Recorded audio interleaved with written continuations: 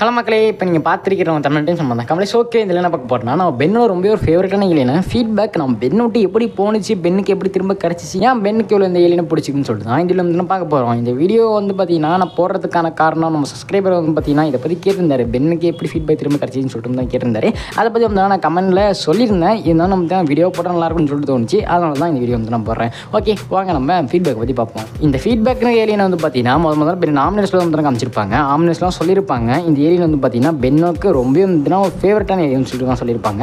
அதாவது 11 வயசு பென்னுக்கு கிளாசிக்கை பொறுத்த வரைக்கும் தான் ஃபீட்பேக் காமிச்சிருக்க மாட்டாங்க. அதுக்கப்புறம் அவருக்கு வயசாகி அதாவது 11 வயசுல தான் பார்த்தீங்கன்னா நம்ம பென்னுக்கு ஃபீட்பேக் ரொம்ப ஃபேவரட்டான ஏலியன் வந்து மாதிரி இருக்கும். அந்த ஏலியன் ஃபார்ம் வந்து எப்போ பார்த்தாலும் வந்து யூஸ் பண்ணிகிட்டே இருப்பார். எதுக்கு எடுத்தாலும் வந்து ஃபீட்பேக் தான் நம்ம பென் வந்து யூஸ் பண்ணிட்டு இருப்பார். அப்படியே வந்து பார்த்தீங்கன்னா யூஸ் பண்ணிட்டு இருக்கும்போது இப்போ நம்ம பேட்ஸ்மேன் வந்து வான் பண்ணுவார். இந்த மாதிரி வந்து நீ ஒரே ஒரு ஏலியன் மட்டும் யூஸ் பண்ணிட்டு இருந்தானா மற்ற ஏலியன்ஸ்னால் யூஸ் பண்ணுறதுக்கு அவருக்கு வந்து ரொம்ப கஷ்டமாக இருக்கும். அந்த ஏலியன்ஸ்லாம் வந்து நடப்பவர் ரொம்ப கஷ்டமாக இருக்கும். அதனால வந்து ஃபீட்பேக்கை கொஞ்சம் கம்மியாக யூஸ் பண்ணணும் தான் சொல்லுவாங்க.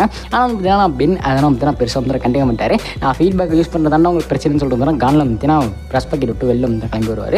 அப்போ தான் வந்து அந்த மால்வர் வந்து நான் ஆஸ்க் தேடி வந்திருக்கேன்டா, ஆஸ்க் வந்து காலி பண்ணிட்டு அவன் கிரியேட் பண்ண அந்த அம்பிச்சு காலி பண்ண வந்துருக்கேன்னு சொல்லிட்டு வந்திருப்பான்.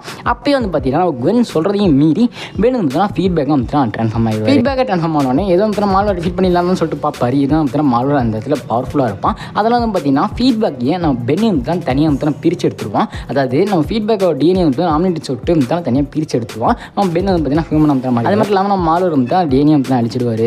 இதனால் நம்ம பென் வந்து செம்ம காண்டாயிடுவார். ஏன்டா என்னோட ஃபேவரட் டிஎன்ஏ அழிச்சிட்டீரான்னு சொல்லிட்டு வந்து பார்த்தீங்கன்னா ஆம்னிட்டிஸ் வந்து ஓவர் பவர் பண்ணி நம்ம மால்வர் வயிற்றுக்குள்ளேயும் வந்து சொல்லிடுவார் சாவுடான்னு சொல்லிட்டு. நம்ம மால்வருக்கு வந்து பார்த்தீங்கன்னா ஃபஸ்ட்டு அது பவர் கொடுக்குற மாதிரி தான் இருக்கும். ஆனால் போக போக பார்த்தீங்கன்னா மால்வர் ஓவர் பவர் ஆகி அந்த இடத்துல வந்து அழிஞ்சு போயிடுவார்.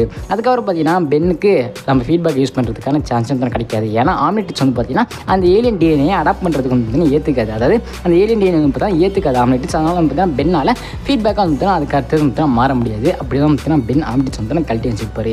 அதுக்கப்புறம் தான் பென் ஆம்னிட்டிஸ் வந்து சோடோன் பார்ட் 2 அப்படி சொல்லி இந்த பிளாஸ்டிக் வந்து சொல்லுவாங்க. சோடோன் பார்ட் 2 வந்து பார்த்தீங்கன்னா திரும்ப அந்த மாலர் வந்து பார்த்தீங்கன்னா அந்த கேல்வன் பிளானட் வந்து அடிக்கிறதுக்காக வந்து வருவான். அப்போ வந்து பார்த்தீங்கன்னா நம்ம பென் வந்து பேபிக்கா மாதிரி தடுக்கலாம்னு சொல்லிட்டு பார்ப்பாரு. இருந்தால் பார்த்தீங்கன்னா பேபிக்கோட பெருசாக அப்சர்வ் பண்ணிவிடுவார். அப்போ தான் பார்த்தீங்கன்னா பென்னுக்கு பழைய விஷயம் வந்து ஞாபகம் வரும். அதாவது பார்த்தீங்கன்னா அவரோட பாஸ்ட்டை போயிட்டு வந்து பார்ப்பாரு. அந்த ஆம்னிட்டிஸாக அவருக்கு வந்து காட்டணும்னு நினைக்கிறேன். அதாவது அவரோட பாஸ்ட் வந்து பார்ப்பார். ஃபீட்பேக் வந்து பார்த்தீங்கன்னா அவர் போனதுக்கப்புறம் பென் வந்து எப்படி மன வச்சுக்கானு சொல்லிட்டு அதாவது வேற ஒரு பாயிண்ட் ஆஃப் வியூ வந்து பார்ப்பார். பென் வந்து பார்த்தீங்கன்னா பென்னே வந்து நான் பார்ப்பாரு. அப்போ வந்து நம்ம ஆஷ் மட்டும் தான் சொல்லிட்டு போவார். ஏதாச்சும் ஒன்று இறந்தால் தான் அது அருமை வந்து தான் தெரியும். எப்போ பார்த்தா நம்ம ஜெயிச்சிக்கிட்டே இருக்கணும்னு சொல்ல அவசியம் கிடையாது. தோத்தா தான் அதுக்கு என்ன அர்த்தம்னு சொல்லிட்டு தெரியும். அடுத்தது வந்து நம்ம மூவே மாற்ற முடியும். மேட்ச் வந்து அட்வைஸை போட்டு வந்து போவார். அப்போ வந்து நம்ம பென்னுக்கு புரியும் ஏதாச்சும் இறந்துட்டுனா அதை பற்றி ஃபீல் பண்ணிட்டு இருக்கக்கூடாது. அதை கடந்து வந்து அடுத்த விஷயத்துக்கு வந்து போகணும்னு சொல்லிட்டு நம்ம பென்னுக்கு வந்து நம்ம புரியும். அப்படியே வந்து பார்த்தீங்கன்னா அந்த பாஸ்ட்டில் இருக்கிற பெண்ணும் நம்ம பென் வந்து பார்த்தீங்கன்னா புரிஞ்சுப்பாங்க. ஃபீட்பேக் இறந்தது வந்து பார்த்தீங்கன்னா நம்ம மேலே தான் தப்பு. நம்ம வந்து பார்த்தீங்கன்னா அதை யூஸ் பண்ணிட்டு இருந்துக்கூடாது. எல்லாம் தான் சொன்னாங்க நம்ம கேட்டிருக்கணும் அப்படின்னு சொல்லி பார்த்தீங்கன்னா பென் வந்து அவர் மாதிரி வந்து செம்ம கானில் இருப்பார். இந்த விஷயம் தான் பார்த்ததுக்கப்புறமா தான் அந்த கான் வந்து கம்மியாகி பென் வந்து ஏற்றுப்பார். ஓகே ஃபீட்பேக் போயிட்டான் அவ்வளோதான் சொல்லிட்டு வந்து பென் வந்து ஏற்றுப்பார்.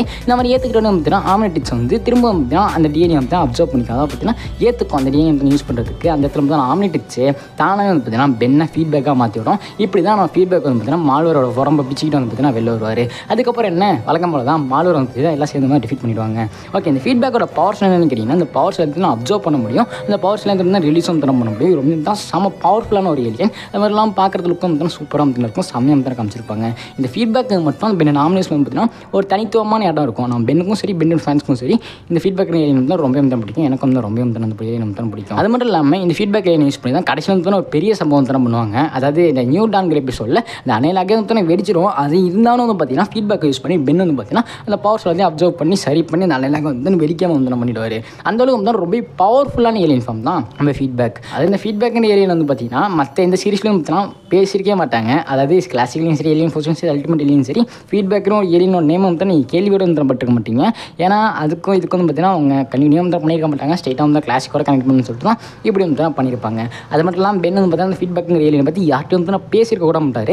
அந்தளவுக்கு வந்து நான் மறைச்சி வச்சிருப்பார். அதாவது ஒரு டார்க் மெமரி, அப்போ அதாவது மோசமான மெமரின்னு சொல்லிட்டு வந்து அப்படி வந்து வச்சிருந்திருப்பார். அதனால தான் ஃபீட்பேக் பற்றி நீங்கள் வேறு எந்த இடத்துலையும் வந்து பார்த்துருக்க மாட்டீங்க.